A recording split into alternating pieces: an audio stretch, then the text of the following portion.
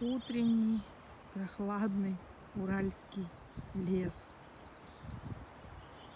Ну до чего же он красивый. Как здесь хорошо. Солнышко выглядывает, пригревает. И становится на душе прекрасно. Все очень хорошо.